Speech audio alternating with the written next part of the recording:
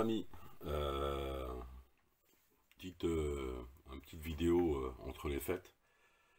Donc j'espère que vous avez passé de bonnes fêtes de Noël déjà.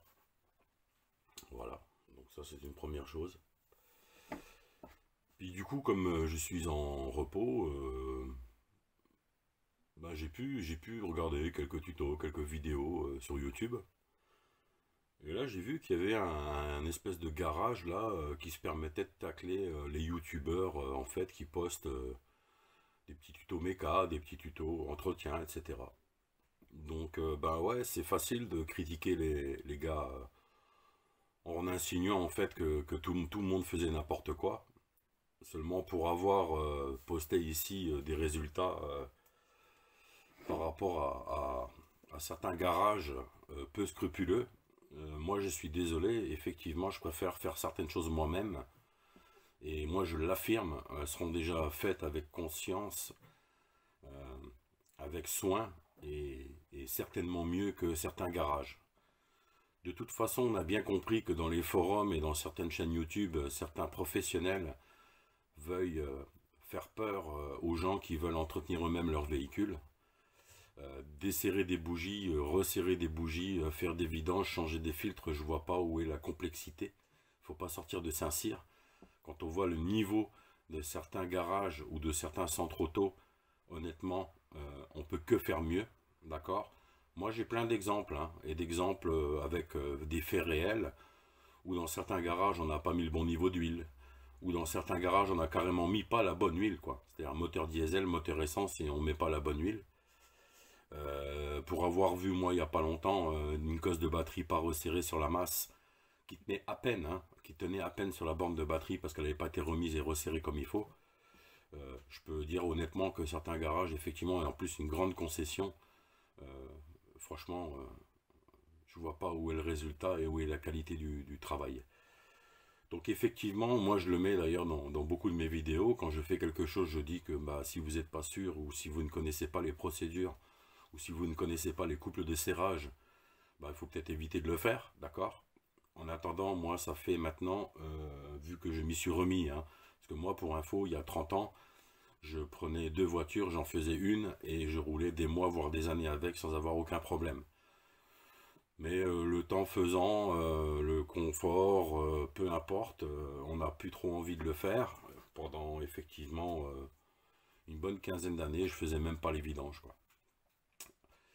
Donc aujourd'hui, effectivement, ça fait à peu près 4 ans que j'ai décidé d'entretenir tous les véhicules. Quand je dis tous les véhicules, ça représente 4 véhicules à la maison. Oui, oui, on a 4 véhicules, hein, voilà. On a un véhicule, moi j'ai un véhicule personnel que je veux mettre en collection, ce qui est derrière, là vous voyez son gros cul. Et les 3 autres véhicules qu'on utilise quotidiennement, ils se portent très très bien, voilà. Donc moi je suis désolé, mais quand on facture une batterie 250 € alors que vous la trouvez à 80 € la même, effectivement sur le net, hein. Alors on va vous parler de charge, hein. Mais 3 fois le prix d'une batterie, je pense que là au niveau charge on se gave, hein. Surtout quand on voit qu'il faut 5 minutes pour la changer. Donc moi je suis pas d'accord avec ces professionnels qui essayent comment dire, d'inverser en fait la tendance, c'est-à-dire ben non, faut pas faire soi-même, c'est dangereux, vous faites n'importe quoi. Il y a effectivement des gens qui font n'importe quoi, ça c'est clair. Mais il faut dire que s'ils en arrivent là, peut-être, ces gens-là, même s'ils font n'importe quoi, c'est qu'ils ont été très déçus ou qu'ils n'ont plus les moyens d'entretenir un véhicule dans un garage. Et si on n'a plus les moyens d'entretenir un véhicule dans un garage, parce qu'on voit quand même que 100 € de l'heure,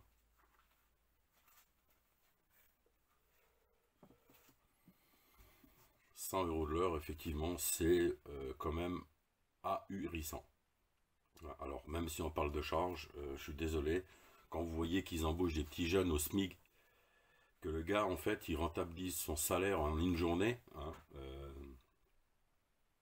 il reste 24 jours pour remplir les caisses, voilà. Donc, moi, je pense qu'il y a certains petits garages, certaines petites concessions qui travaillent très bien.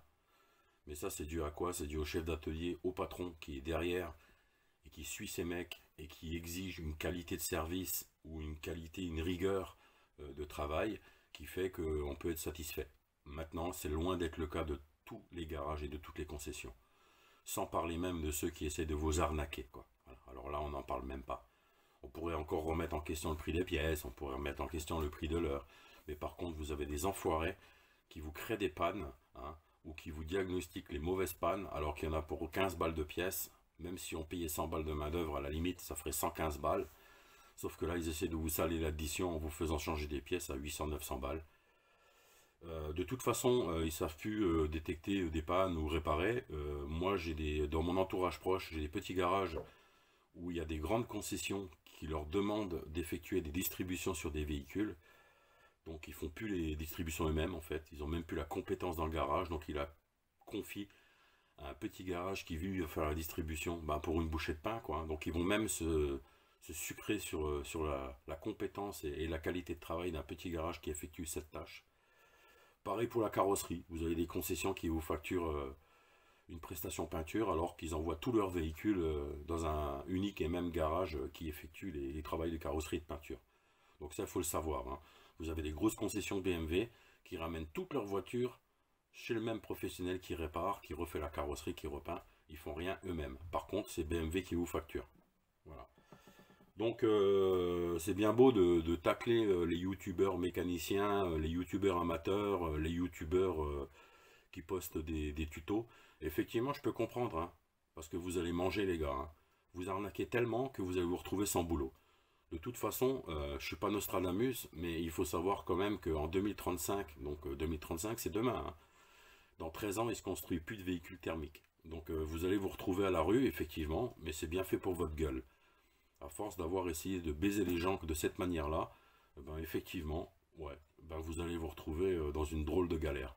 Puisque les véhicules électriques, à part mettre du lave-glace et changer les plaquettes de frein et les disques et les pneus, effectivement, vous n'allez plus avoir grand-chose à faire. Et de toute façon, vous n'étiez pas capable auparavant de faire quoi que ce soit, ça ne changera pas grand-chose. Voilà.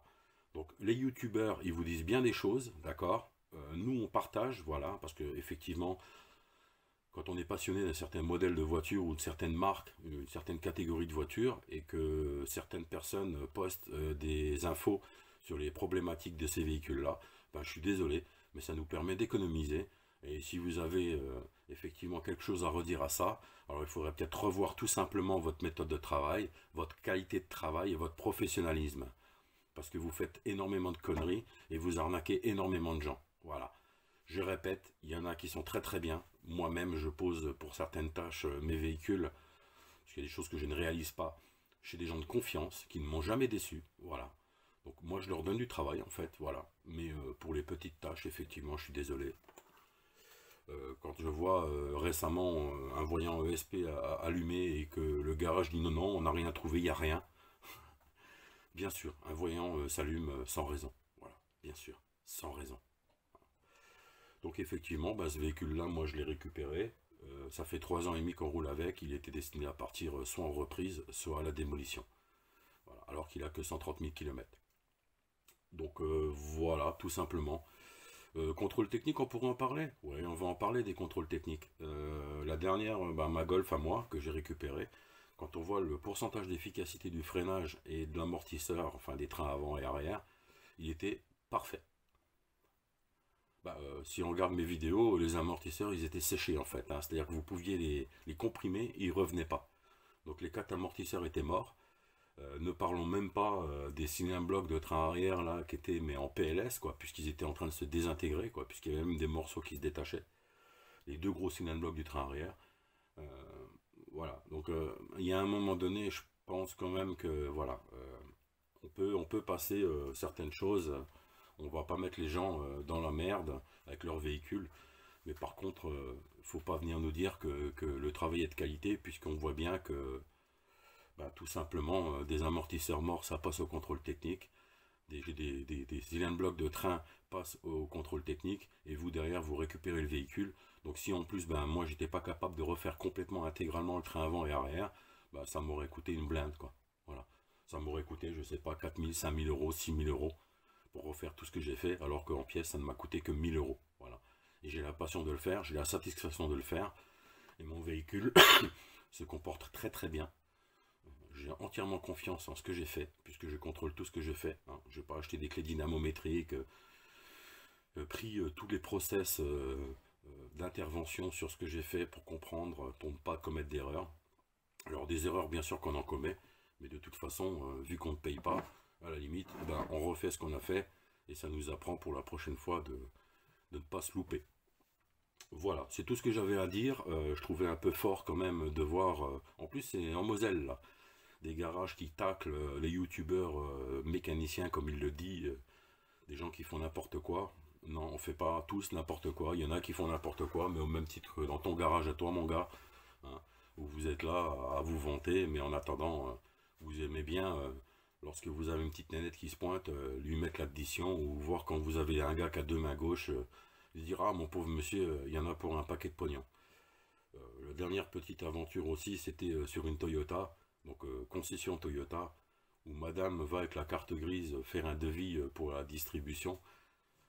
Et quand je vois effectivement le devis, je me dis qu'il y a un problème. Je prends la même carte grise, je retourne 2 jours après dans la même concession, et il y avait 150 € d'écart. Alors on m'a dit, ah bah oui, mais bon, mon collègue a dû se tromper de modèle. Alors avec une carte grise, vous vous trompez de modèle, sauf que sur le devis, il y avait bien le même numéro d'immatriculation, il y avait bien la même cylindrée, il y avait bien le même numéro VIN. Donc moi je pense plutôt que si ma femme ou moi n'avions rien remarqué, on serait tout simplement retrouvé à payer 150 balles de plus, parce que tout simplement, ils ont certainement voulu arnaquer ma femme. Voilà. Donc laissez tomber. Franchement, laissez tomber. Occupez-vous de vos oignons. Occupez-vous de ce que vous faites vous. Hein. Il y a bien à faire. Et on a bien compris que vous vouliez faire peur aux gens pour pas qu'ils fassent eux-mêmes, effectivement, parce que ça vous enlève du pain, hein, du pain de la bouche. Seulement, ce pain-là, vous ne le méritez pas, parce que vous faites de la merde. Les 3/4, vous essayez d'arnaquer les gens.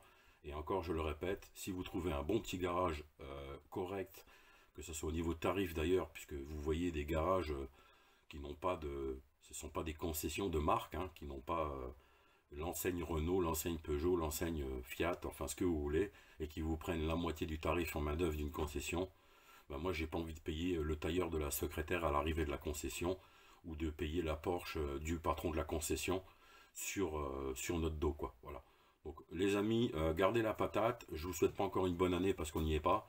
Hein, je vous enverrai ça. Je ferai peut-être un petit tuto. Là, j'ai mon beauf qui m'a offert un outillage Bosch là qui est super sympathique. Vous me dites ce que vous en pensez.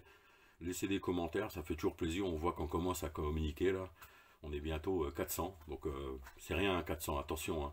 Mais moi, pour moi, je trouve pas que c'est rien. Voilà, nous sommes 400 dans la communauté, 400 personnes. Ça fait un plaisir dingue.